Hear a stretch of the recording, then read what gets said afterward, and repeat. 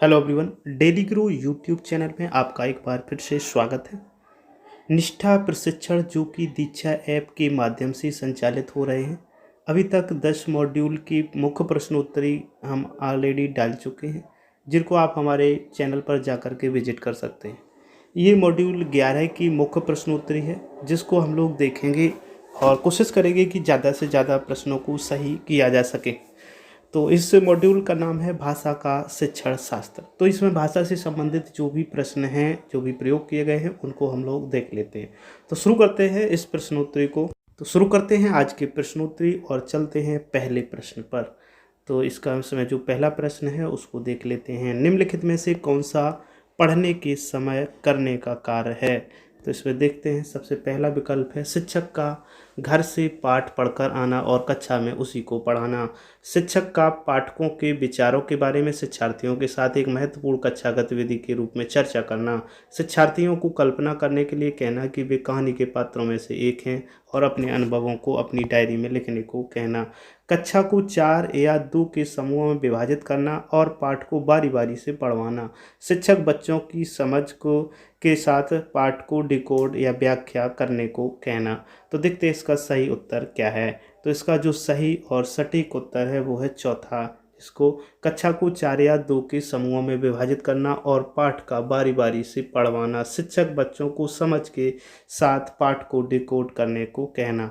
अब चलते हैं नेक्स्ट प्रश्न पर, दूसरे पर। तो दूसरा प्रश्न क्या है इसको हम लोग समझते हैं। एक पूर्व पठन कार्य का उद्देश्य है। पूर्व पठन पढ़ने से पहले कार्य का उद्देश्य है। नंबर 1, कठिन शब्दों को खोजने के लिए शिक्षार्थियों को स्वयं पढ़ने के लिए कहना। पाठ के लेखक और पढ़े जाने वाले नए शब्दों के बारे में बात करके नए पाठ की शुरुआत करना। पाठ के विचारों के साथ सीखने वाले के पिछले अनुभव और ज्ञान को जोड़ना। शिक्षार्थियों से उनके पिछले ज्ञान के बारे में बात करना। तो देखते हैं इसका सही उत्तर क्या है। तो इसका सही उत्तर है पाठ के विचारों के साथ सीखने वाले के पिछले अनुभव और ज्ञान को जोड़ना, क्योंकि प्रश्न भी यही कहता है। एक पूर्व पठन कार्य का उद्देश्य, पूर्व पठन मतलब पहले की पढ़ाई, आज जो पाठ पढ़ा जा रहा है उससे पहले उसके बारे में, उस विषय वस्तु के बारे में क्या जानकारी है, बच्चे को क्या अनुभव है। अब चलते हैं हम तीसरे प्रश्न पर। तो तीसरा प्रश्न है पढ़ना अर्थ गढ़ना है। पढ़ना अर्थ गढ़ना है, इस कथन से क्या अभिप्राय है? पढ़ना शिक्षार्थियों को विषय वस्तु के साथ विभिन्न अर्थ जोड़ने के लिए। पढ़ना पाठ के वर्णमाला और शब्दों के अक्षरों का डिकोडिंग व्याख्या है। पढ़ना पाठ के विचारों को समझना है। पढ़ना ध्वनि समूहों, शब्दों और वाक्यों को सीखने से शुरू होता है। तो देखते हैं उसका सही उत्तर क्या है। पढ़ना पाठ के विचारों को समझना है। अब चलते हैं नेक्स्ट प्रश्न पर। तो नेक्स्ट प्रश्न है, थोड़ा बड़ा प्रश्न है। सुनना, बोलना, पढ़ना, लिखना, ध्यान देना, सोचना एक साथ विकसित होता है। सुनना, बोलना, पढ़ना, लिखना, ध्यान देना, सोचना एक रैखिक तरीके से विकसित होता है। लिखने से पहले सुनना, बोलना और पढ़ना विकसित होता है। लेखन एक भाषा सीखने में शिक्षार्थियों द्वारा विकसित किया जाने वाला अंतिम कौशल है। तो इनमें से कौन कौन से सत्य हैं उन पर हमें सही का निशान लगाना है। तो इसमें जो सही उत्तर है, यानी कि सही विकल्प है, कौन सा सही है? तो ये पहला वाला सबसे बेस्ट सही है। अब चलते हैं नेक्स्ट प्रश्न पर। तो नेक्स्ट प्रश्न है, जब बच्चे स्कूल में प्रवेश करते हैं तो हमें क्या करना चाहिए? वाक्य और कहानियाँ पढ़ने के लिए उन्हें पढ़ाना शुरू करना चाहिए। मौखिककरण साधनों के माध्यम से भाषा के साथ परिचित कराना। उन्हें वर्णमाला के अक्षर पढ़ाना शुरू करना है और भाषा कौशल का निर्माण करना है। उसके बाद में अब देखते हैं इसका जो सही उत्तर है वो क्या है।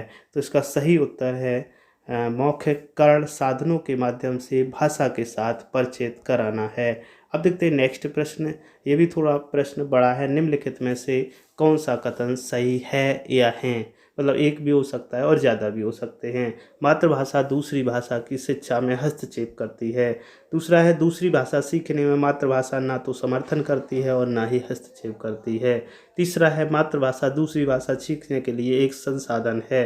मातृभाषा दूसरी भाषा सीखने का समर्थन करती है। तो इन 4 विकल्पों में से कौन कौन से सही हैं? तो इन 4 विकल्पों में तीसरा और चौथा विकल्प एकदम से सही है। अब चलते हैं नेक्स्ट प्रश्न पर। तो नेक्स्ट प्रश्न है, बच्चे मानव सीखता है बहुत प्रयास से मातृभाषा को, काफ़ी प्रयास के बिना मातृभाषा को, स्कूल में केवल मातृभाषा को, बिना किसी प्रयास के विदेशी भाषा को। तो इसका जो सही उत्तर है वो है काफ़ी प्रयास के बिना मातृभाषा को सीख लेता है। यानी कि जो बच्चा है या मानव है, मनुष्य है, वो अपनी मातृभाषा को सीखने के लिए कोई प्रयास नहीं करता है, क्योंकि उसके आसपास वातावरण, उसके रहने के स्थान या कहीं आने जाने के स्थान में उसकी मातृभाषा बोली जाती है। अब देखते हैं नेक्स्ट प्रश्न। तो जो नेक्स्ट प्रश्न है, भाषा सीखने में केंद्रीयता का अर्थ है कि सभी भाषा सीखना मूल रूप से विषय वस्तु सीखना है। सभी यानी कि विषय वस्तु सीखना मूल रूप से भाषा सीखना है। विषय वस्तु को सीखना, विषय वस्तु को भाषा की चिंता नहीं करनी चाहिए। भाषा शिक्षण का केंद्रीय उद्देश्य केवल विषय वस्तु पर केंद्रित है। देखते हैं इसका सही उत्तर क्या है। तो इसका सही उत्तर है सभी विषय वस्तु सीखना मूल रूप से भाषा सीखना है। अब चलते हैं नेक्स्ट प्रश्न की ओर। तो नेक्स्ट प्रश्न देखते हैं, मातृभाषा आधारित बहुभाषिकता क्या है? तो मातृभाषा आधारित बहुभाषिकता में 4 विकल्प दिए गए हैं। स्कूल में सभी बच्चे केवल एक ही भाषा और अंग्रेजी सीखते हैं। सभी बच्चे सीखने के प्रारंभिक वर्षों के दौरान अधिक से अधिक भाषाएं सीखते हैं। सभी बच्चे अपनी मातृभाषा में स्कूली शिक्षा शुरू करते हैं और कई भाषाओं को जोड़ते हुए आगे बढ़ते हैं। सभी बच्चे राज्य भाषा के माध्यम से सीखते हैं। तो देखते हैं इसका सही उत्तर क्या है। तो इसका जो सही उत्तर है वो है सभी बच्चे अपनी मातृभाषा में स्कूली शिक्षा शुरू करते हैं और कई भाषाओं को जोड़ते हुए आगे बढ़ते हैं। अब देखते हैं नेक्स्ट प्रश्न आज का। नेक्स्ट प्रश्न है, भाषा सीखने की रणनीति के रूप में बहुभाषिकता का क्या अर्थ है? त्रिभाषा सूत्र को लागू करना, कई भाषाओं का सीखना, सिखाना और शिक्षण, माध्यम और आकलन के रूप में एक ही भाषा में विषय वस्तु सीखना, कक्षा में शिक्षण अधिगम के लिए बच्चों की भाषा का उपयोग करना। तो इसका जो 4 विकल्पों में से सही विकल्प और सटीक है वो है कक्षा में शिक्षण अधिगम के लिए बच्चों की भाषा का उपयोग करना। अब चलते हैं, इस प्रकार से ये हमारे जो 10 प्रश्न हुए, 10 प्रश्न कंप्लीट हो चुके हैं। तो इन 10 प्रश्नों में हमने 10 प्रश्नों को सॉल्व किया, कोई भी क्वेश्चन स्किप नहीं किया। अब इसको हम सबमिट करके देखते हैं। तो जैसे ही सबमिट पर टिक करेंगे, क्लिक करेंगे, वैसे ही हमें इसका रिजल्ट प्राप्त हो जाएगा। तो हम सबमिट करते हैं क्वेश्चन 10 को। जैसे ही सबमिट करेंगे वैसे ही आपके सामने आपका ये स्कोर आ जाएगा। तो इस प्रकार से यदि आप इन प्रश्नों को सॉल्व करते हैं तो आप आसानी से 10 में 10 अंक प्राप्त कर सकते हैं। यदि आपका किसी कारण से रिजल्ट सही नहीं रहता है, यानी कि 60% से कम रहता है, तो आप इस रेडो बटन पर जा सकते हैं जो कि आप यहाँ पर देख रहे हैं।